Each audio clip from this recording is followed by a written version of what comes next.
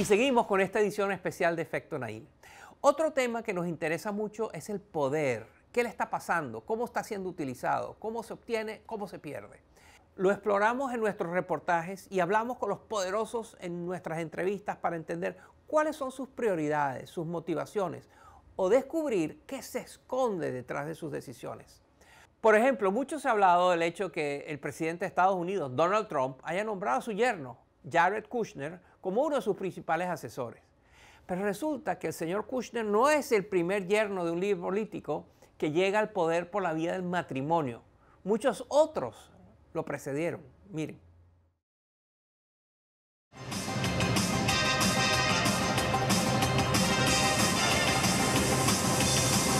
Un romance con la bailarina Katerina Tikhanova, hija menor de Vladimir Putin, llevó a Kirill Shamalov a convertirse en el joven más rico de Rusia. Su matrimonio en 2012 coincidió con su rápido ascenso en la petroquímica Sibur, llegando a ocupar el segundo cargo más poderoso. Su divorcio de Tikhonova en 2017 también fue un adiós a su prestigiosa posición en la empresa, aunque hoy sigue cosechando los frutos de su corto matrimonio. También hay rumores de separación entre Rosa Virginia Chávez, hija de Hugo Chávez, y Jorge Arreaza. Él era un tímido presentador que de la noche de bodas a la mañana comenzó una meteórica carrera política, de ministro de Tecnología a vicepresidente, a canciller de Venezuela, y por ahora no parece querer separarse, al menos del poder. Luis Alberto Rodríguez López Callejas era el hijo de un guerrillero casi desconocido de la Revolución Cubana. Pero después de contraer nupcias con Débora Castro Espín, hija mayor de Raúl Castro, fue nombrado director del conglomerado de las Fuerzas Armadas que controla 80% de la economía de la isla. Y es que López Callejas también logró conquistar al mandatario cubano, con quien siguió trabajando aún después de divorciarse de su hija en 2013.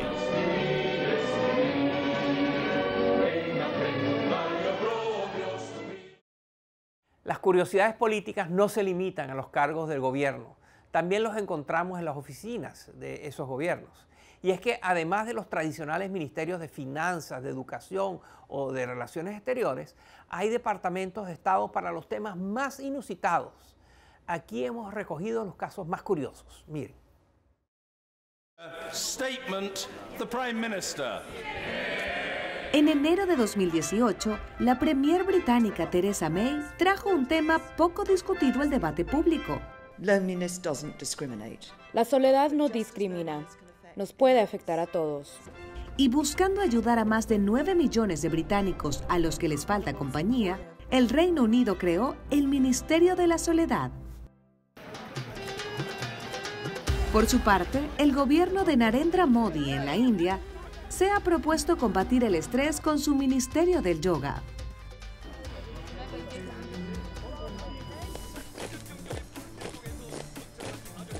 Mucho menos relajada es la labor del Departamento de Propaganda y Agitación en Corea del Norte.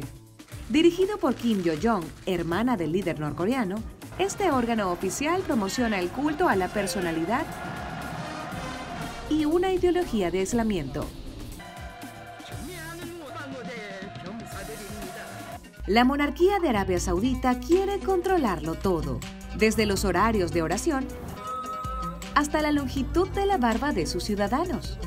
Y para eso, tienen el Ministerio de la Promoción de la Virtud y la Prevención del Vicio, con 4.000 policías a su servicio.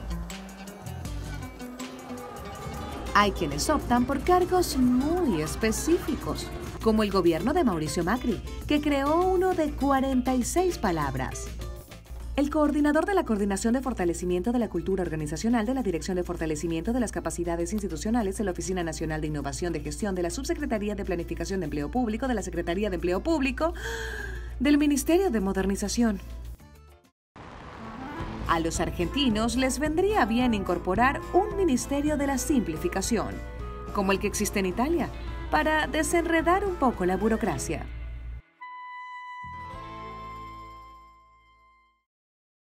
Así como parece haber ministerios para todo tipo de problemas, también hay disputas internacionales de todo tipo. Y es que mientras que algunos conflictos fronterizos han llevado a devastadoras guerras, otros más bien nos traen absurdas y curiosas historias. Aquí recogemos algunas de estas sorprendentes riñas fronterizas. La isla Hans es una roca totalmente desierta entre Canadá y el territorio danés de Groenlandia. Desde los años 30, el desolado territorio ha sido fuente de disputa entre canadienses y daneses, pero no han recurrido ni a las armas ni al debate, sino al licor en las rocas. Cada cierto tiempo, tropas canadienses se pasan por la isla para plantar su bandera y una imponente botella de whisky local. En respuesta, los daneses intercambian la bandera y reemplazan el whisky por una botella de su muy auténtico schnapps. Finlandia y Suecia pasaron por un conflicto menos etílico, pero no menos insólito. Ambos países comparten la isla Market en el mar Báltico. Pero en 1885, un arquitecto finlandés construyó un faro del lado equivocado de la frontera. Tras un siglo de tensión, decidieron redibujar los límites de la forma más rebuscada posible. Hasta hace muy poco, Croacia y Serbia despreciaban un pequeño espacio de 6 kilómetros cuadrados entre sus fronteras. Pero el político checo Vid Jedlička, del Partido Libertario, no tuvo problema en asumir esta tierra de nadie para crear su propia nación, Liberlandia. Croatas y serbios terminaron poniéndose de acuerdo para prohibirle la entrada a este nuevo y excéntrico vecino.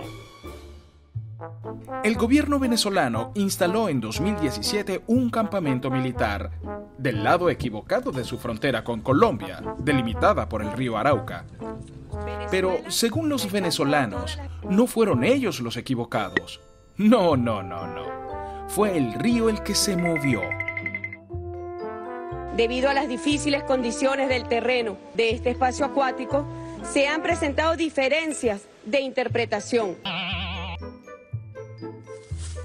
Poco después, se desmontó ese campamento y el conflicto, a pesar de haberse dado en una frontera tensa, no pasó a mayores.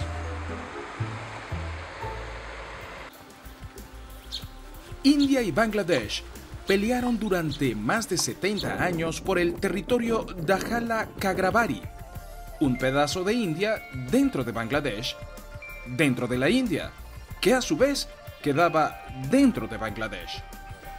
Este era el enclave más complejo del mundo, hasta que en 2015 ambos gobiernos decidieron finalmente simplificar sus fronteras intercambiando territorios.